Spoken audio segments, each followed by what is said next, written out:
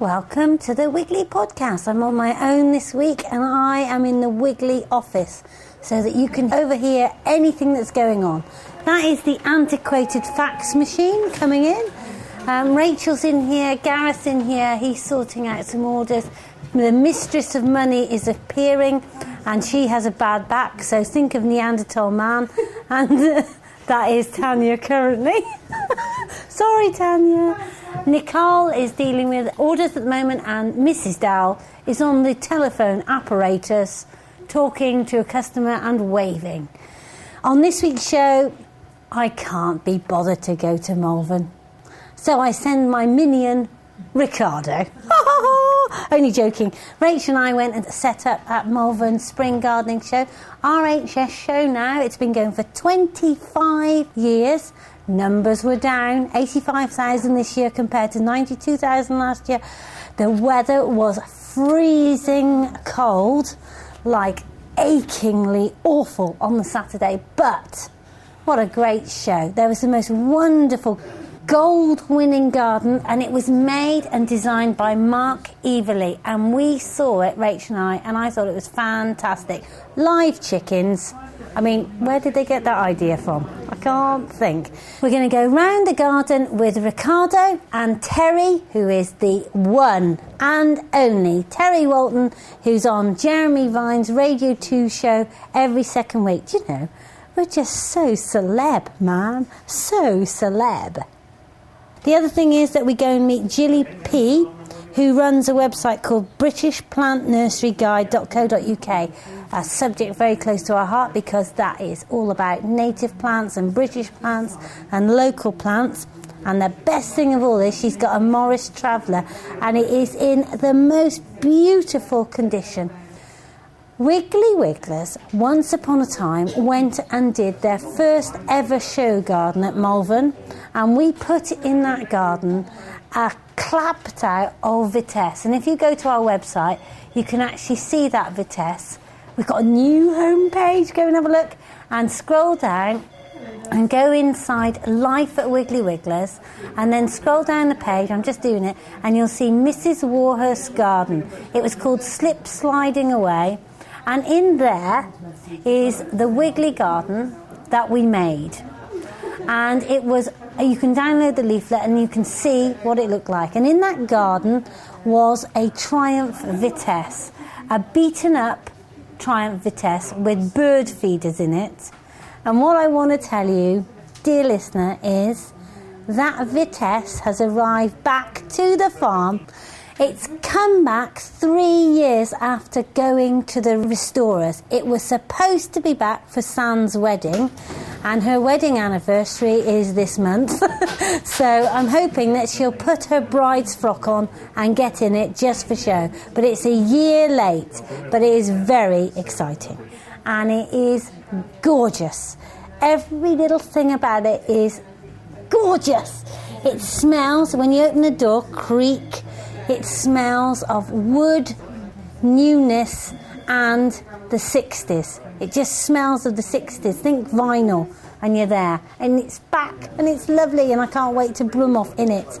It came back for a moment, and we delivered some flowers in it. Then it broke, and now it's back to pristine condition. Anyway, we're going to talk to Gilly P, and we've also got Bridget Strawbridge on the show. She's got the big green bus, and she's the wife of that man with the moustache that does strange things on the television and does a show called It's Not Easy Being Green.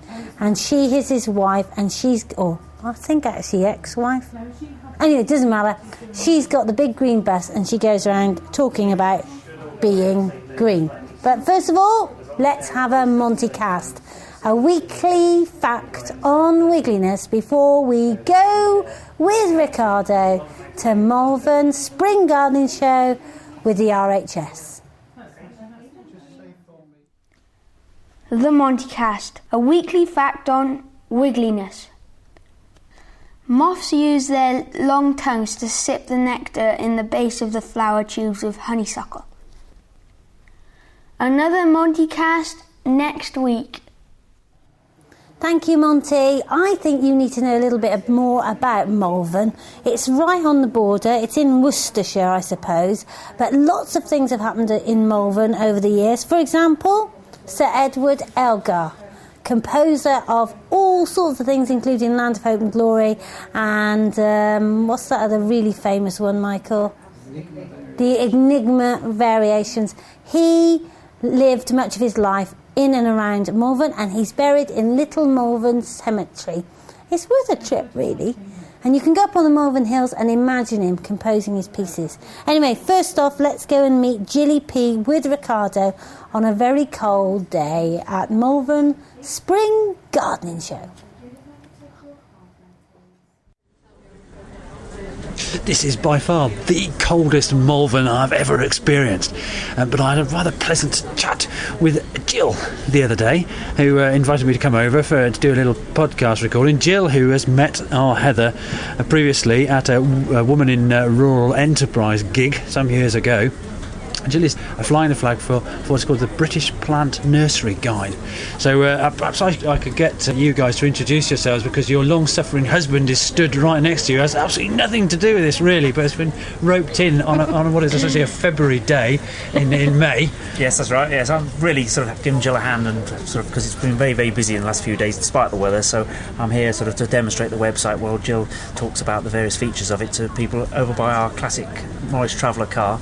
There is a beautiful Morris Traveller. That's right. Sort of ensconced in this kind of central area. We're kind of just at the top of the Malvern Spring Show in the Eco Home and Garden section. What's the idea then? I mean, you've got this fabulous little setup. Yeah. I think you've probably got genuine reasons for doing what you're doing. So to explain to us for why. Right, okay, well, I'm a keen gardener, and I've always liked to support my local businesses and local nurseries, and I used to find that even other students on my gardening courses weren't actually that aware of the nurseries that were available. Okay. And so rather than rant to them a bit, I thought, well, let's make a website and get more people to be aware of where the nurseries are and how they can support them. Sounds very good. And, and what's interest like? I mean, have you got quite a lot of people jumping on board? Yes, we have. We've only been going a few months, and we've had an awful lot of interest from nurseries, but also from the public. The public are really, really keen to support the growers. Okay. And they do find that perhaps they like something a bit unusual, a bit different, and they like to meet the growers, and they get extra information and expert advice from a proper nursery as opposed to other alternatives. Okay, yes, so yes, mentioning no names, of course. But, I mean, why do growers need this level of support? Well, I think a lot of them are very busy growing, and they're not always terribly good at promoting themselves. So that's one of the reasons that we set up the website. So the website's really about creating a one place where people can access lots of nurseries from all over the country. And we're just developing the members then as we keep going. And so a lot of interest from the media, the public. What's the distinction between a nursery and a garden centre? Right, well, a bit of a generalisation, but on the whole, garden centre perhaps will buy in plants from other places and not necessarily grown there. The staff may not have had any formal horticultural training or background in it because they haven't been involved with growing the plants, so their knowledge is perhaps not as great as a nursery. And also quite a lot of garden centres these days have a lot of other retail areas, which add-ons, the plants are not the focus. And what we try to do is a proper nursery would be someone with it. They grow the plants. The plants are the heart of the business, and the people who grow them obviously have that expertise, and then they can share that expertise with their customers, so they make sure their customers get the best plants for their garden and their situation. Absolutely, that makes perfect sense. And of course the reality is that people that set up nurseries and work on nurseries and endure the bitterly cold winters, for instance, that we've just had, do so because they are essentially very passionate about what they're doing, and that will of course reflect in the product that they supply.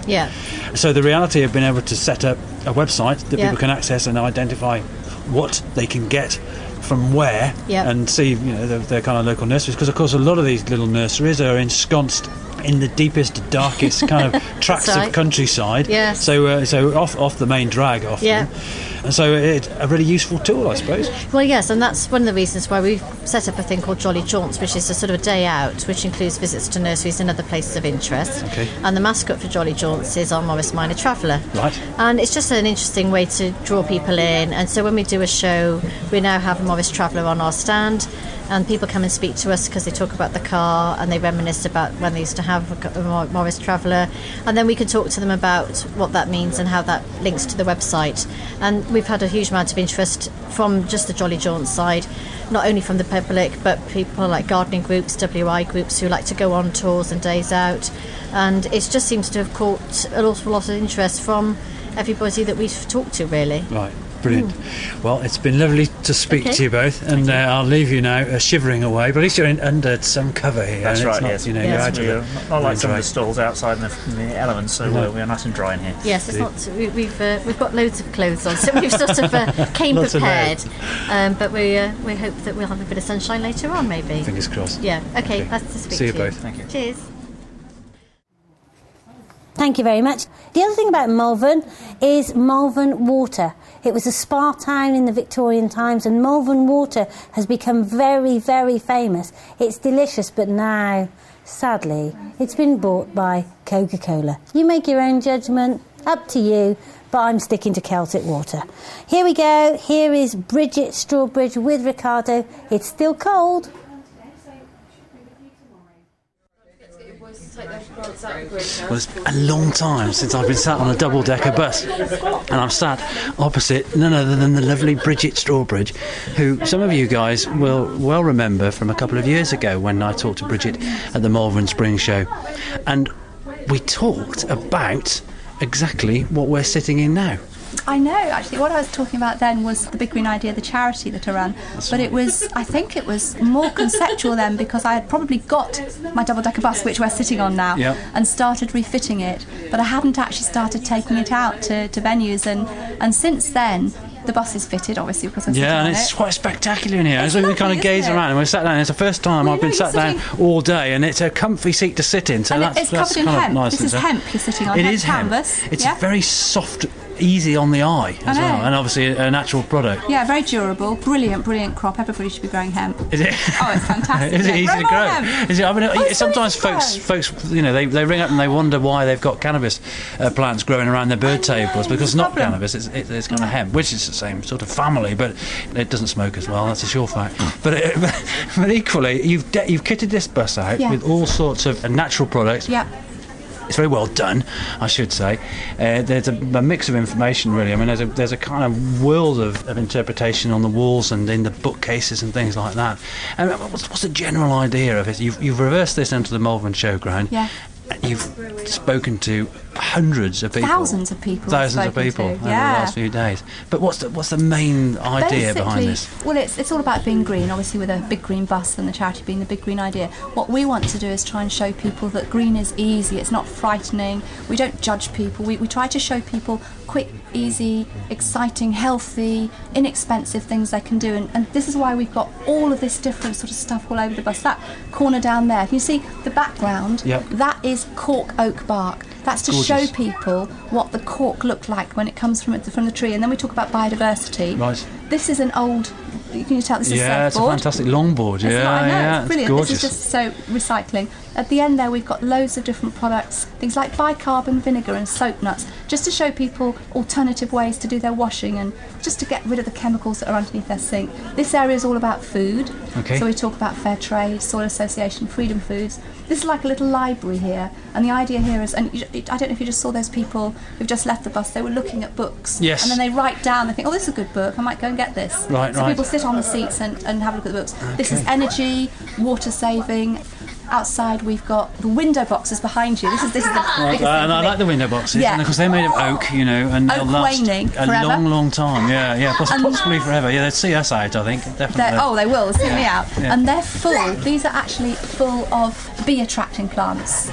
because we do talks on the top deck, and the thing that I do, the thing I'm most passionate about, absolutely obsessed about, is bee. Oh, you didn't come to my bee talk. I didn't come to your bee talk. Every time I kind of thought about it, I was kind of inundated, and so I kind of missed that. But this is just to show people that just silly things like most of these flowers are blue, right. and if you're wanting just think, well, where do I start with flowers for bee? Plant something blue, right. because bees love blue. They do. Yeah, they do. They love it. They do love blue, and I equally love blue. So that's a perfectly reasonable colour to put in the garden.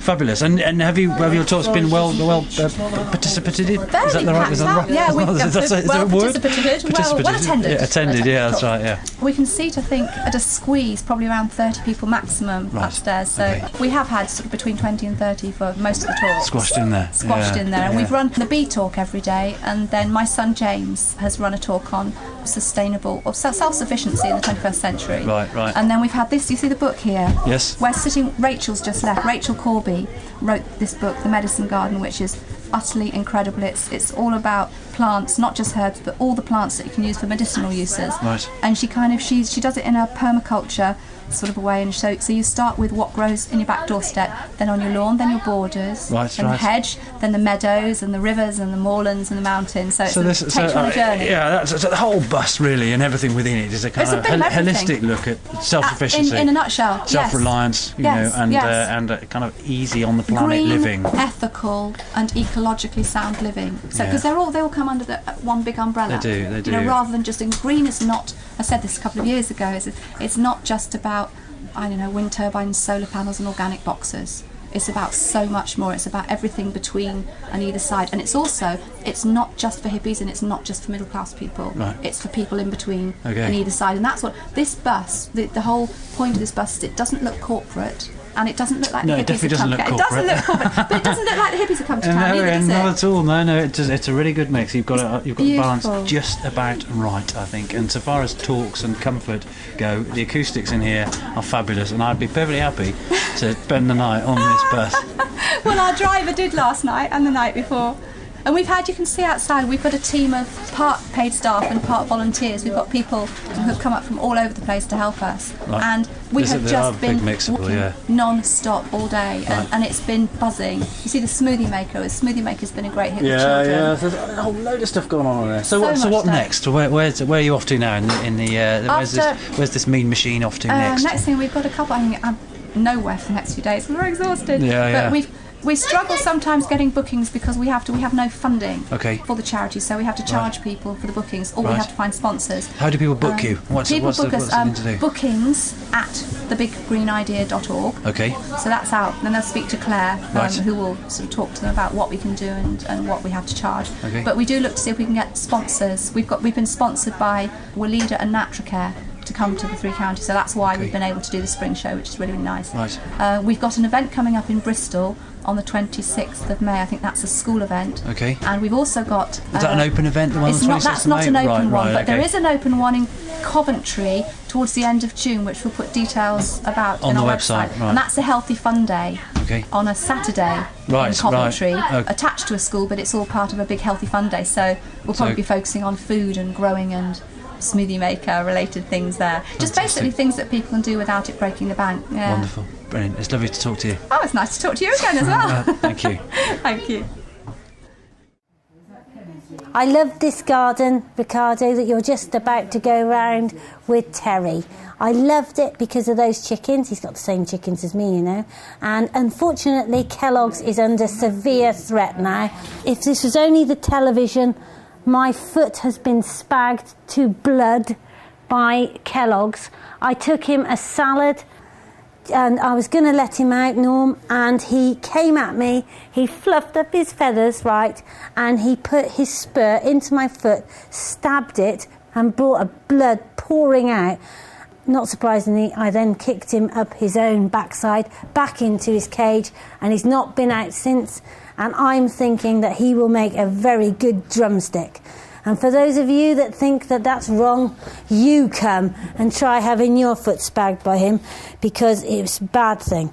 Anyway, Malvern. What about manufacturing? If you're not sure what Malvern does, it does. Morgan Cars. The waiting list is still enormous. I think it's like 3 years to get a Morgan car. They're hand-built, they're lovely, and they started off where Pete's Express is in Monmouth. That's where their first workshop was, and their steering wheels are on the wall. Anyway, enough of that. You need to go with Ricardo and Terry around Mark Everley's garden. It was a cottage-style garden, and it's designed to promote the allotment project that's currently being organised by Birmingham and Solihull Mental Health NHS Foundation Trust. The productive elements of the garden include the veggie patch, the chickens that lived in the reclaimed chicken house, and it's balanced by a pretty border and a naturalistic area at the back. Clients of the Trust have grown the veggies and made the tiles on the path by hand. They've been involved in the garden from the initial concept through to its completion. Isn't that nice? And would you have found that out if I'd have left this show to Ricardo? No, you would not. Not a hope.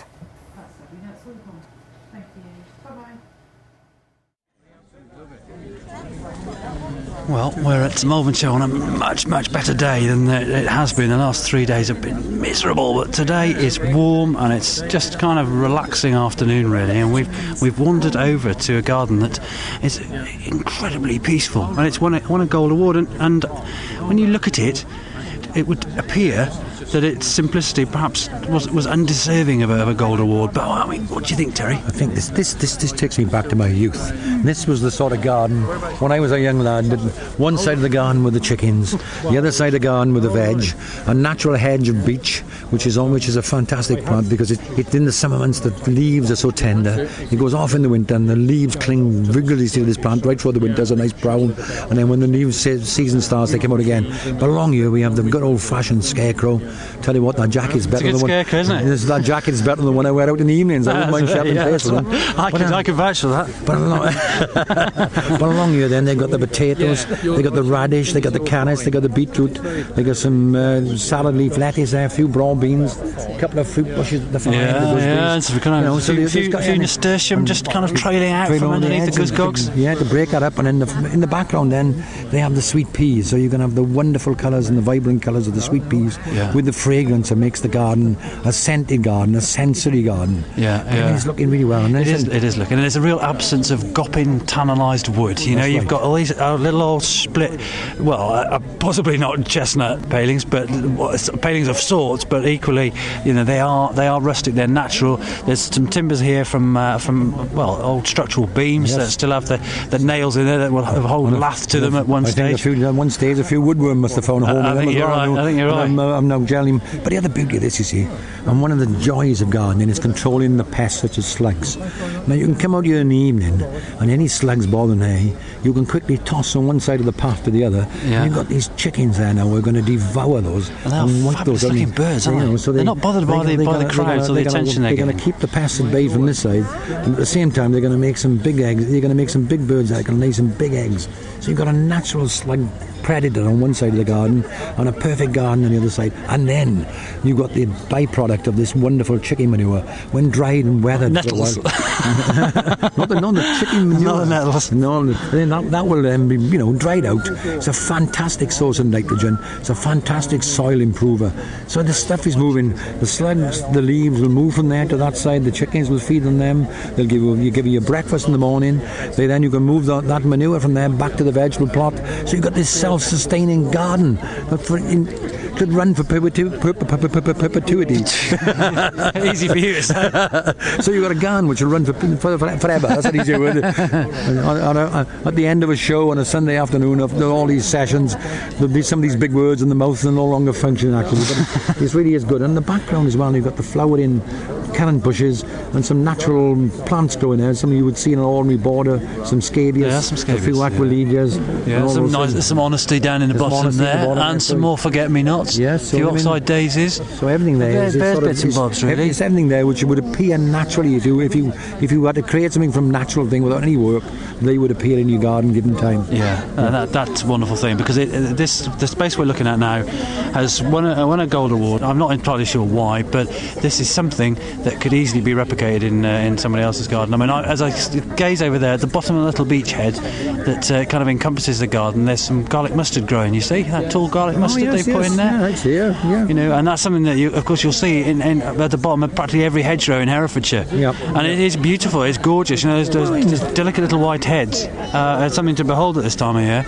But again, you see, there's a lot of words about what are weeds and what are not weeds. I mean, subjective, really, isn't it? A weed is a plant which grows in the wrong place. I mean, they would, by many people, be classified as weed over there. Yeah. But what a beautiful effect. I mean, the nature has got wonderful colours of its own. I mean, there's nothing more pleasant when you drive along the road, as it was 2 weeks ago, with the masses of yellow of the dandelions and the verges. Yeah. You know, and there's nothing more striking and vibrant than those plants. That's right. But to the majority of gardeners, they don't want them in their garden, and that's a weed.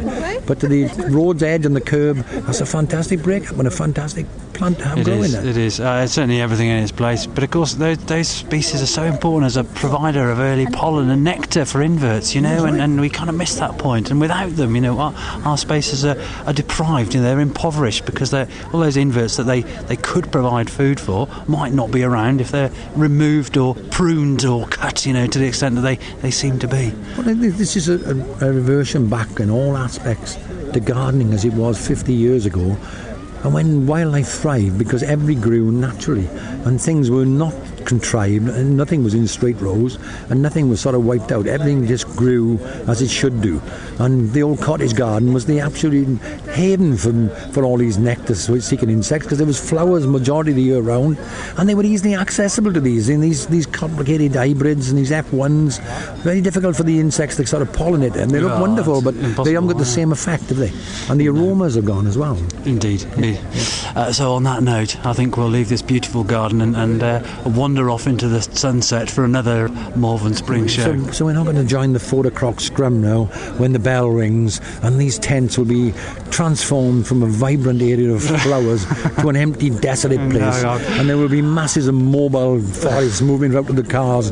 And you can pick out every visitor to the Malvern show on the road this evening with a large tree appearing from the back window. Locusts with credit cards, as a friend of mine with credit card, yes, that's right. But I want a wonderful little feature there. That wonderful huge radish at the pole of that scarecrow. There's a chunk of a radish. Yeah, it's a hell of a radish. It's almost like a small turnip, isn't it? It is, yeah, that's been. I feel inclined. I feel. Yeah. I feel inclined to pull that and bite it and get this burny taste in your mouth. Yeah. Fantastic. Well, as you say, we now must leave this Malvern on what has been a reasonable day.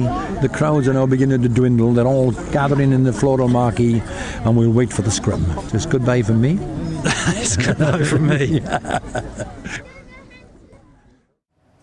I'm glad it warmed up for Terry and Ricardo. I don't think they could have stuck much more of that temperature. Anyway, for those of you that came to see us at the show, thank you very much indeed. Ricardo had a lovely time as usual. Goodness knows if he sold anything, complete irrelevance to him. The mistress of money will find out all that detail. But if you want to come and see us, we're at Hay Festival in a couple of weeks' time, the 27th of May to the 6th of June. Rach has been up there sorting out the garden, so have I. We're planting up the veggie patch this week. Well, there's all sorts on there, all sorts, so come along. Come along and have a look at our new website. We've got some lovely new features on it. It's gorgeous. And if you could possibly pop to iTunes and give us a review, that would be great. Nicole has pulled our latest winner out of the hat for reviewing products on the website, and I'm pleased to announce that the winner is... Think Simon Cowell. I've got to keep you hanging on for this. The winner is Sue P, with a 5-star review of wild marjoram. She says, love this plant, can't stop buying it. Well done, Sue. I have it everywhere and the bees love the flowers. It smells wonderful when the sun is on it, and it does incredibly well in our heavy clay soil, overwintering perfectly even during the long hard winter of 9-10. There we are. Thank you very much. Sue's won a £50 Wiggly voucher. If you'd like to win one, all you need to do is go to the website, put a review on any product that you've purchased. Every month, out of the hat, Miss Nicole picks the winner. It's done completely fairly. It's nothing to do with me. Every month she picks a winner, and it doesn't matter if the review is bad or good. Obviously, if I was involved, I'd only pick good ones, but Miss Nicole is in charge of that piece of the website. So put a review up and that would be just a jolly job. And from my point of view, if you could possibly put one up for something we haven't got a review for, it would be even better, because then when people come, they know what you think, and I like that idea. More from me next week. Next week on the show we have Farmer Phil. He's talking hedgehogs. If you want to listen to Ricardo's own podcast, if you go to Tales from the Hill on iTunes, you'll find him there. And of course, he's up to no good with Terry every month on iTunes. Just search for Tales from Terry's Allotment. Thank you very much for tuning in. If you need more from us, you can email me, heather@wigglywigglers.co.uk, or follow us on Twitter, Wiggled, or Farmer Phil is Farmer Phil without an E. Bye from me.